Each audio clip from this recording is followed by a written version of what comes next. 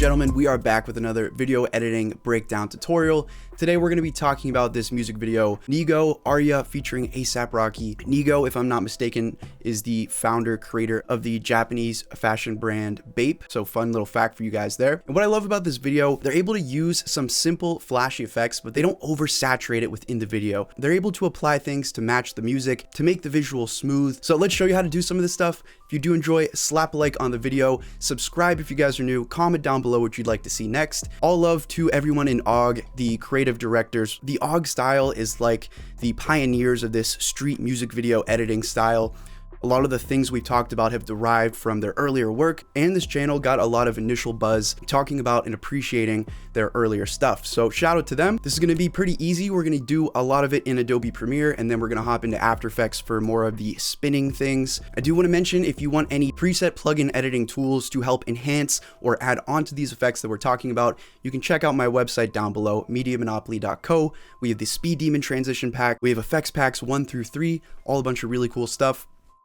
So let's get right into this breakdown. I'm not going to take up too much time on the breakdown. We're just going to skip forward to some of these main parts that I want to talk about. So as you can see, this quick movement, I'll play it full speed once, and then I'm going to go through frame by frame here, and we're going to talk about this so you can see it a little bit better. So we have this smooth little reveal here, and this is something that we'll come back to because I really like the way that they're able to do things with the fabric and just the smooth, natural transitions. But this right here is utilizing 3 main things. So right here, you see how one frame it goes to this, and then we have this sort of blurring, glowing speed motion transition right here. So I'll show you how we can piece together sequences like this to add some cool natural movement into your video effects. Again, it's nothing too oversaturated, kind of looks like a camera flash, and you can get some really cool results where you mix in these fast-paced scenes like that. So next up, they have a lot of this spinning camera shots right here. Now there's 2 ways to accomplish this. The first is in camera, and that requires a little bit more work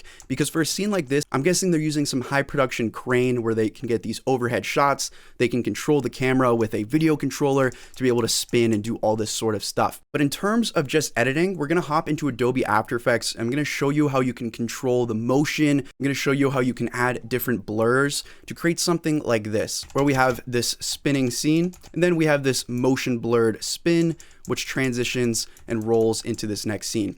Now, again, another thing that I want to talk about, and this is something that you should pay attention, all you directors, all you videographers, creating these natural, smooth transitions by utilizing different things in the scene to sort of camera block and reveal the scene.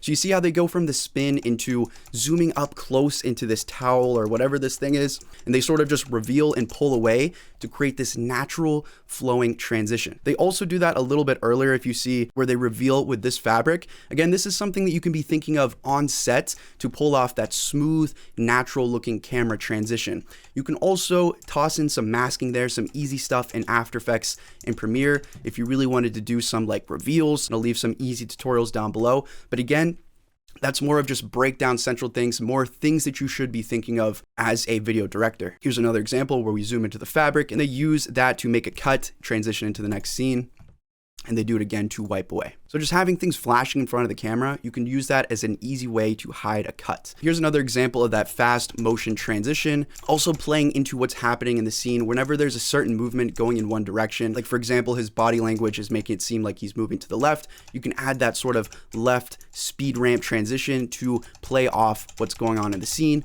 and create something like that. And then the last thing I will mention is the CRT here.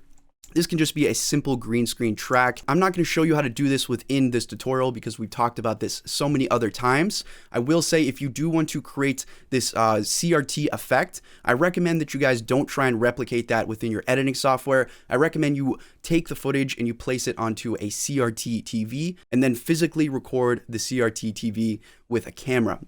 That way you have footage that is distorted with that natural looking VHS effect that you really can't get with editing, and you have your natural footage. You can then place simple little transitions, something like this, to be able to switch from the CRT to normal footage. So here's an example of me doing this in the past in my own client work, where again, I took the video, burned it onto a CD disc, plopped it into my DVD player on my CRT TV, and then was able to create transitions. That is our breakdown. Let's hop right into Adobe Premiere to start showing you some of this stuff. We'll hop into After Effects a little bit later for more of the motion controlled spinning, etc. So in Premiere, the footage that I am using here is from pexels.com. A link will be down below if you'd like to practice with some of their royalty-free footage. I'm going to start off by creating some simple little cuts at specific points where there's high energy or a lot of motion in my shot. So to create a cut, you click Control K on your keyboard. And again, I'm just paying attention to what the scene is showing me and creating little cuts where I think this speed motion effect would work well. Now, if you guys want to make any scaling or motion adjustments, what you can even do is click the little marker button next to the playback buttons to mark where you made that cut. So I'm just going to go ahead and mark where those are at. And then I'm going to select this entire clip and just right click and nest it. That way I can scale everything up to my liking, make sure everything's centered and the footage is fitting my screen. So again, I just went to my effect controls and went to my scale and scaled it up a tiny bit. All right, so now we're going to apply some speed time remapping. This is a great way to use keyframes to smooth out different transitions from one speed to the next. So if you want footage to go from slow motion to normal motion to fast motion, this is a great tool for being able to do that. First off, I'm going to grab the video layer and just stretch it up a tiny bit so I can see everything easier. In the top left in your effect controls, you're going to see this little time remapping section here. Make sure you're paying attention to that because we're going to be using that to create keyframes. But before we do, let's go ahead and find this little yellow effect square that's on our clip.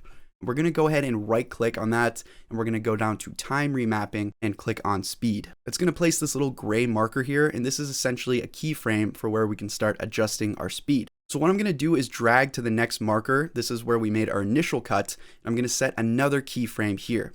So over in our effect controls, you're going to see next to speed, this tiny little keyframe button. You can go ahead and click that and it's going to set a little keyframe marker. Next, what I'm going to do is I'm going to hover over the clip at that specific point. You'll see this little gray line. And whenever you hover over it and click and hold, you're going to see this little 100% gray information box. If you click and drag up, you can actually manually adjust the speed to make that more slow or faster. So I'm going to drag that up to something like 200%, again, just by clicking and dragging my mouse up. So essentially we've made a keyframe where at that position, it's going to change to 200% speed. Let's even bump this up to 300% just because this footage started off pretty slow to give it some more energy at that point. And now you can see we have a lot more speed at that point. So a cool little thing you can do with time remapping, you can actually click and drag that little gray marker to the left. You're going to see how this line starts to create this slope. You can reposition this slope to actually smooth out the transition from one speed to the next. So for example, instead of going from 100 speed and just immediately switching to 200, it's now going to gradually speed up from 100% to 200%. So that's why we call it speed ramping. And again, it's a very useful, easy tool that we can do within Adobe Premiere to create that smooth motion from one speed to the next. Now, a quick little disclaimer here. If this is a little bit too tough for you guys, if you don't like messing with the keyframes and changing the timing, I'm going to show you a simpler method next. So just stay tuned or use the timestamps. That method will be very similar, but without using speed or time remapping. Either way, let's continue on through this clip just by dragging forward, recognizing where we want to change the speed, and adding a keyframe. Again, remember you go up to the top left in your effect controls, and under your time remapping for speed, you just click to set a keyframe. You're going to see that little gray cursor marker pop up, and then you can drag that to the left or to the right to create those little speed ramps so that it goes from one speed to the next.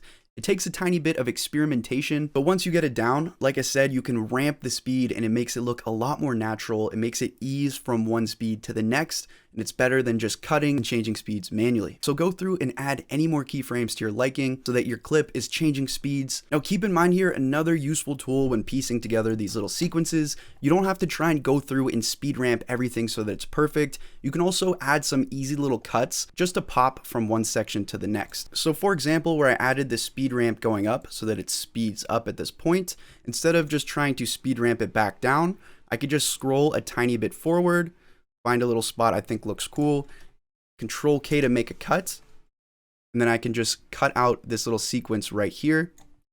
So I'll just drag that and cover it up, and it'll kind of pop from one point to the next. So we'll have it speed up and then have a rough cut like that, just like that. So you have that quick little jump that you can use again with the speed ramping, just to add that fast motion and not have to stress about speed ramping it so that it goes back to normal and it's all perfect. And it's not really about how you speed ramp. All the clips and footage is going to be different. It's about how you can piece together your sequence based on what you're working with and what looks good. So use those rough cuts to create that little jump in speed. Once you have created your speed ramping and you've kind of juiced up the energy in your scene by controlling the motion, let's go ahead and add the flash effect.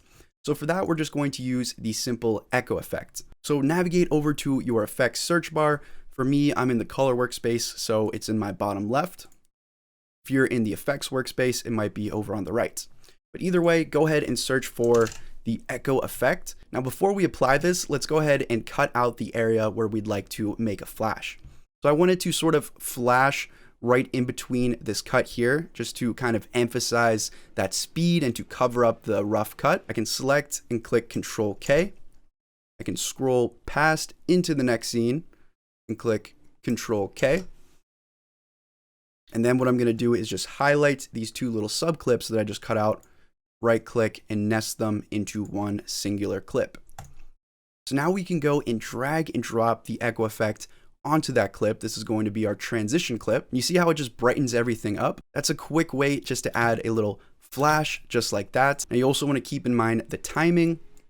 If it's flashing a little bit too quick, you could always shorten that out just by removing the effect so it happens faster, like that. If there's not a lot of motion in your scene, if there's not a lot of energy, this fast flash might not look that good. So use it where it should be used, and it's going to look a lot better. Speaking of changing around this flash, if we select our clip that does have our echo effect, in our effect controls here, you can change any of these settings just to tailor the look of the effect to your liking. You can increase the number of echoes. If you want to change around this brightness and the flash, you can change the echo operator. You have any of these different presets. If you want to go for something more abstract, you could try maximum, minimum, and so on and so forth. This decay value is going to also brighten it up, as well as the starting intensity. So you have full control over the flash, over how the flash look. So now that you know how to create this effect, let me talk about some other little things that you can add in there to experiment, build on top of this, and to alter. So if you have any transition, drag and drop presets, this works really well. You can mix and match these into this sequence to add a lot more speed. Again, I talked about my Speed Demon transition pack. You don't have to pick that up. You could always just go through your effects, add a transform, add some motion blur, add some keyframes to accomplish the same thing. But in this case, again, I'm just going to use that drag and drop preset to save me time and give me a quick transition. So to add a quick little transition from this clip to the next, 2 frames to the right, and make a cut. Then I'm going to go ahead and select those 2 mini clips right there. So once I have those 2 sub clips, I'm just going to select them and alt drag them up just to place them in a video layer above the original. Then I'll select those duplications, right click, and nest them into one clip. That way we have this little transition clip in a video layer above our footage. We're not altering anything that was below it, and we can add any preset plugin, whatever, onto this to transition from our before scene to our after scene. So to add a quick little transition from this clip to the next, I'm going to go and just drag in one of my presets from my Speed Demon pack. Let's go with this quick strike up. So now whenever I play that back, I have this quick little upward swivel. You can even play into the theme of the camera flash, clicking on that transition clip, going up in the top left to your effect controls, and playing with the blending mode. So for example, if you want it to blend a bit better with the scene underneath it, you can go ahead and just change the blending mode to something like add or screen, and it'll look like a little camera flash that's swiveling up. Super quick, super easy, super efficient way to build onto this fast-paced sequence.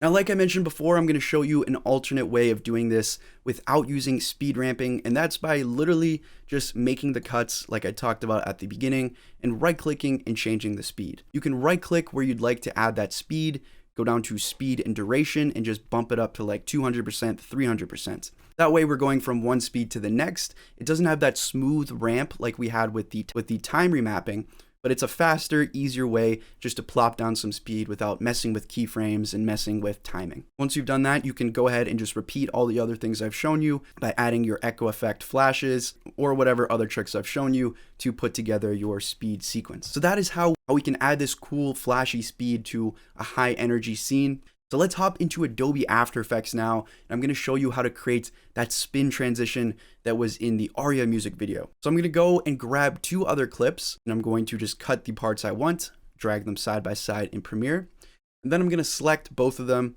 right click on them, and click Replace with After Effects Composition to bring them into After Effects. To be able to see that, make sure you have After Effects installed so that you can work with that dynamic link. So let's switch over to After Effects. All right, guys, so in Adobe After Effects, once you have your 2 clips that have been cut appropriately so that you're going from one clip to the next, let's go and add our rotation. First thing you want to do is select both of these clips. You want to right click and you want to pre-compose them into one. This is the same as nesting. This way we can apply an effect to both of them instead of just one after the other individually. So on this pre-composed clip, I'm just going to go over to my effects and presets and search for a simple transform effect, and then drag and drop that onto our pre-composed layer here. Make sure you position your timeline at the exact spot where you want the spin to start. So a little bit before we cut into the next clip, we're going to go in the top left in our effect controls for transform and just click and drag down on all the little stopwatches to set a keyframe at that position. Next, I'm going to drag to where I want the spin to end, so a little bit into the next clip. I'm going to go over to the rotation value. Wherever it says 0x, I'm going to change that 0 to a 1. So essentially what we've done is just created a little keyframe here. If I open up my effect settings so you can see the keyframes, those 2 little dots, created a simple 1 rotation. If I play it, you can see it there. If you guys really wanted to, you can make it spin 2 times, 3 times just by changing that 1x to a 2x. It's up to you. I'm going to keep it at 1 full spin.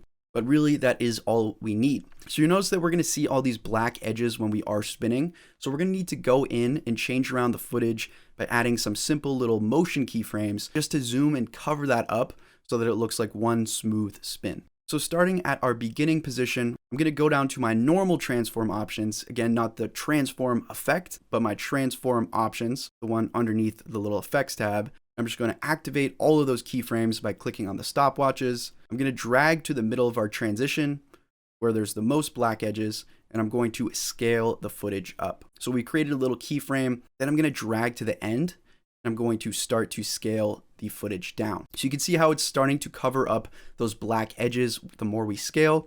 Just go through, and anytime you see a black edge, just drag the footage, scale the footage, do whatever you need to do to cover up those black edges. In my opinion, the less keyframes, the better, because you don't want the footage to be shaking all around while you do this, but it's going to be pretty fast paced. So again, focus on just covering up those black edges by moving around the clip and scaling. When we get to the end, I want it to sort of go back to normal. So I'm just going to go ahead. So I'm just going to scale it down a bit, position it in the center, and that looks pretty good. And then I'm just going to go through, look for any black edges that might be peeking through, and add any little adjustments. So once you've successfully done that, you should have your footage do a normal spin without any black edges on the side. Now all we need to do is add some motion blur to make it look a lot faster, make it look like it's not a stale spin. Pretty simple to do this. All you need to do is make sure you click toggle switches and modes and enable your motion blur switch, the one that's the 2 little circles. Once you've done that, you'll now have motion blur in your spin. We can actually control the amount of motion blur by going up to composition settings, and over in the advanced tab, you're gonna have this little shutter angle setting. If you crank that up, it's gonna boost up the motion blur. So for example, crank it up and you can see how it's getting a lot more blurry. So you guys can play with that value.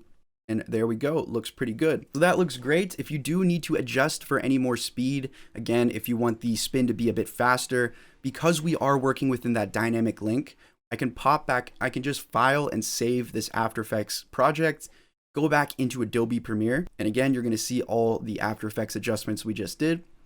And what I can do in Premiere is just cut out the part where it spins, right click, and just add a little speed duration, and maybe bump that up to like 150. Now we have a smooth, faster spin transition just within a couple of simple steps utilizing that motion blur in After Effects and by controlling the motion of our footage. All right, guys, so that is about it. Like I mentioned, super easy, super quick to be able to pull off, but still something that's essential. It can really take your video to the next level without costing you a bunch of your time. So again, if you guys did enjoy, if you learned something new, slap like on the video. Let me know what you want to see next, if there's a music video in particular you want to see. And as always, guys, thank you so much for watching. Thank you so much for supporting, and I'll see you in the next one.